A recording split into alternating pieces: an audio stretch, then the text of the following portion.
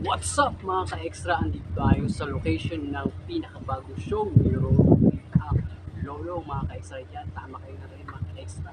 Lolo, andito tayo ngayon sa location ng Lolo kung saan matatagpuan ang ilog na nilalangoyan ni Dambuhalang Lolo. Ayun mga ka-extra, ang lugar po ito ay sa Laguna, Caliraya. Ayun, resort po siya. So alam niyo na kung saan shooting po ang Lolong. Tara, samahan niyo ako. Ilibutin natin ang set itong teleserye ni Roman. Tara po.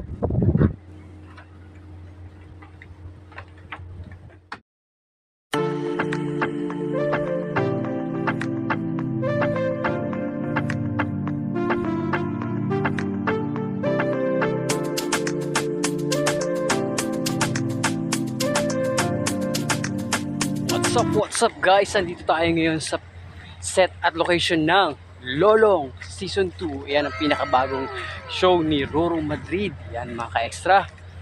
Bale, dito naman tayo ngayon bilang extra. Papakita ko lang sa inyo yung mga location namin. On the way na kami ngayon dito sa location ng Lolong Season 2. Ayan mga ka-extra. Papasilip ko lang sa inyo ang behind the scene kung saan kinukunan ang bawat eksena dito sa bayan ng mga Atubaw. Tara mga ka-extra. Instagrammable ng lugar. Dito nagsiswimming si Lolong. Ayan mga ka-extra. Diyan kinukunan yung paglangoy ng dambuhalang si Lolong. Ayan mga ka-extra, sa paglilibot natin, papasilip ko lang sa inyo. Ayan. Ito naman po yung catering section ng Lolong. And then hanap tayo na makakausap dito. Usapin ko lang yung aking nakakasama ngayon. Talent din siya, si ano pangalan mo po? Giljen. Si Giljen. Talent din siya Yes. dito. Anong role mo? Crowd. Ayun. Thanks Giljen kasi nag-video ka sa akin. Binidyohan mo ako. Welcome. Ayun, camera woman ko siya. Ayan pa, meron pa tayong kakausapin dito syempre. Yung buong puso namin pinagkakatiwalaan para makarating dito ang aming driver. Sir, Kuya Jun, hi ka naman sa ating mga ka-vloggers, mga ka-extra. Ayan. Thank you Kuya Jun. Ayan. Meron pa, papasilip ko sa inyo yung aming van. Magbaban tour tayo. Okay lang ba Kuya Jun, mag-van tour tayo? Walang problema yan. Yung nagiging service namin dito. Tara, samahan nyo ako. Ngayon naman mga ka-extra, ipapasilip ko na sa inyo ang aking pinaghirapan sa mundo ng showbiz. Ang aking van. Wow. Charot lang. Ayan, papasilip ko sa inyo mga ka-extra yung ginagamit namin service dito sa pagtitaping sa Lolo. Ayan.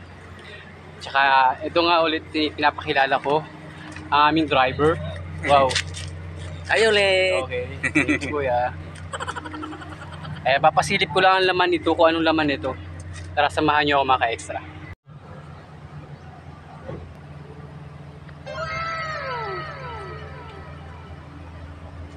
Yun nga po, sa pagpasok ng ating service, ayan, makikita nyo ang mga kalat. Yan. Yan, magamit ng mga kasama ko yan. Bali, 15-seater ho ito. Ayan. Mas paborito kong umupo dito sa may bali gusto ko dito sa panglawa o left side ng driver para yan, iwan ko kung totoo yun, para safe daw in case man palayo. Ayan mga ka-extra, dahil nga po sa pagtitaping ko, ayun, kung saan ho ako nakakarating, at least at the same time susunod mo at napupulfill mo yung passion mo ngayon. Yun nga po yung pag-acting, passion mo siya. So ayun nga po, passion natin. And then well, papasilip ko lang po yung mag-grade na rin po pala tayo. Silipin po natin kung ano yung laman ng aking bag, what's in my bag, taping bag. Ayan, silipin nyo po mga ka-extra. Doon na po tayo sa unahan, nandun yung gamit ko eh. Ito tayo. Ari ko!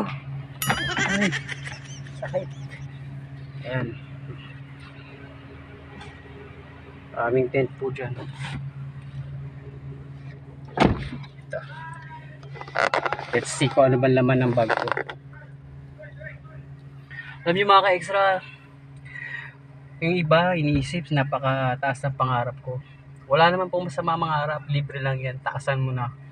Hanggat maaari, libre lang, taasan mo, wala naman masama kung mangangarap ka. Basta, huwag ka lang mawawala ng pag-asa at samahan mo ng sipag at saka walang imposible sa pananalig mo sa taas. Yan. Charot lang po. Totoo lang po, totoo lang. Ayan. Basta sipagan mo lang.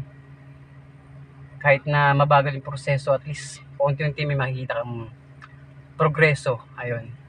Sa lahat ng mga viewers out there nanonood ng vlog na to, ma-advise ko lang sa inyo guys. Keep dreaming. Kahit na hindi man nyo makita agad yung resulta, basta tuloy lang. Makikita nyo rin yung bandang dulo. Ayan. Ayan. Tingnan na po natin. Pangarap ko din po someday makapagmaneho ng sarili kong sasakyan. And sana makapagmaneho rin tayo ng 4 wheels. Claim it, mangyayari yan. Ayan po. So hindi tayo dito mangingialam ng mga nandito kasi hindi naman natin ito pag-aari. And God's timing. Papa Jesus, claim it, mangyayari lahat ng mga pinapangarap mo sa buhay. Ayan.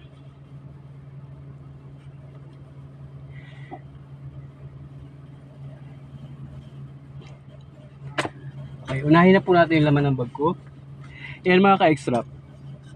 Ito, importante ito sa akin. Importante ito bawat taping na pinupuntahan ko kasi simula nung nagkaroon ng pandemic, bring your own tumbler na talaga. Wala nang hindi na sila nagpro-provide ng mga disposable baso. Ayan. Ayan. Nagdadala ko nito araw-araw sa taping. Ayan. And then, ano ba naman ang bag ko? Ito po yung lagi kong dala. Ayan, mini bag. Travel bag. Ayan. Kasi tuwing magte-taping po ako, kala mo lagi akong mag-aaral sa balutan po. Ayun. Buhay extra, buhay talent, buhay artista. Una-una na po dyan, ipapakita ko sa inyo yung hygiene kit muna natin. Ayan, meron po ako ditong hygiene kit kung saan nandito lahat yung mga ginagamit natin para ayun, mapanatiling fresh yung ating appearances. So papasilip ko sa inyo. Ayan, meron tayo ditong pabango, and then fix hairstyle wax. Ayan. From bench, baka naman bench. Ayan. And also yung pabango bench din po. Siyempre hindi mawawala yung sunscreen natin. Importante ito sa atin lahat, mapalalaki, babae, ayan. Kasi sobrang radiation ng araw ngayon, possible na talaga na masira yung ating balat. Kaya lagi akong nag-a-apply dito every time na may outdoor shoot kami. Lalo na kung binibilad kami sa mahabang oras.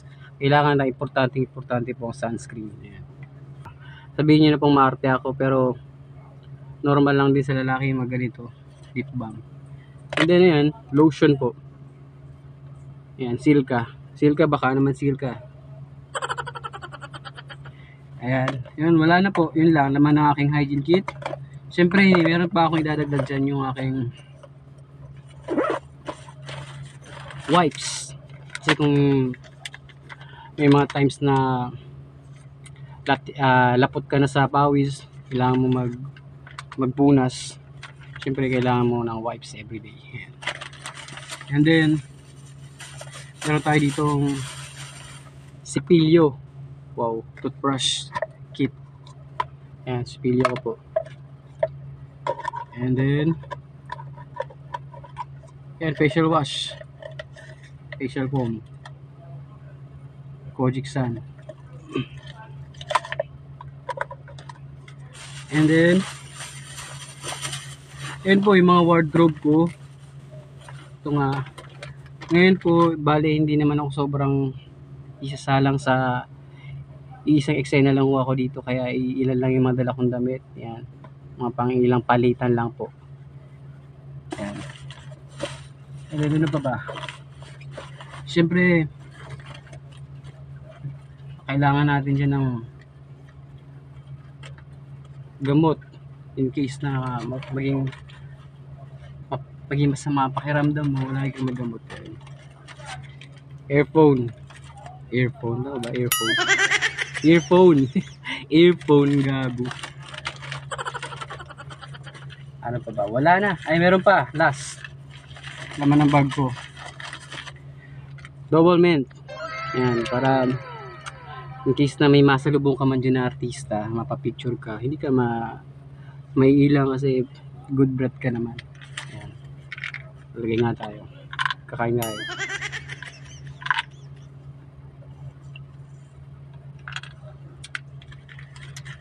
Ito ba? Yun lang naman po laman ng bag ko, mga ka-extra. Pasilip ko sa inyo ang lahat ng laman nito. So, sa ilang sandali lang ho ay papatawag lang kami ng direktor kasi bali kala lunch lang namin, lunch break. So, maya maya po papatawag na kami ng direktor. See ya!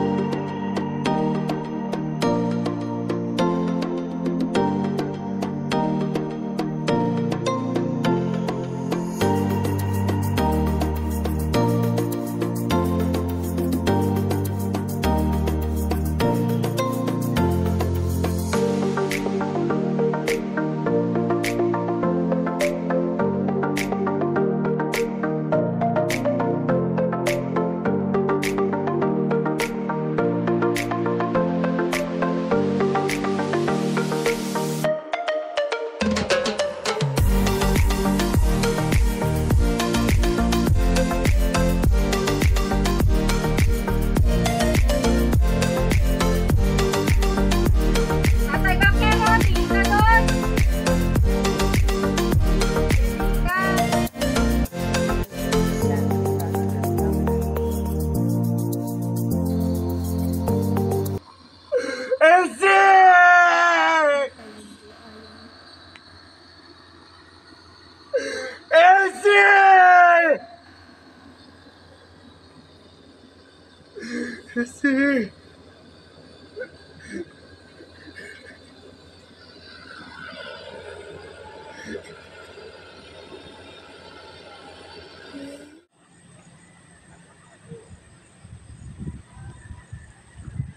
Ayun guys, andito ako ngayon sa second day ng Lolong. Bago dito kami overnight. Super lamig dito guys. Ayan. Kasi nga malayo siya sa Caliraya, Laguna. Dito kami pinagstay ng production. Ayan guys. Malaking lawa. Kung saan nagsiswimming si Dakila, ang malaking buwaya. Yan mga ka-extra. Update ko kayo maya maya. See ya. Bye. Ayun guys, kape-kape muna tayo ngayon. Abang, oops. Ay! Wala na. Oo. Tapon yung kape ko. Patay na. Ayun ako guys. Sayang yung kape. Tapon. It's okay. May breakfast naman po sa set. So, prepare na tayo. Kaya, tara na guys. Samahan na ako.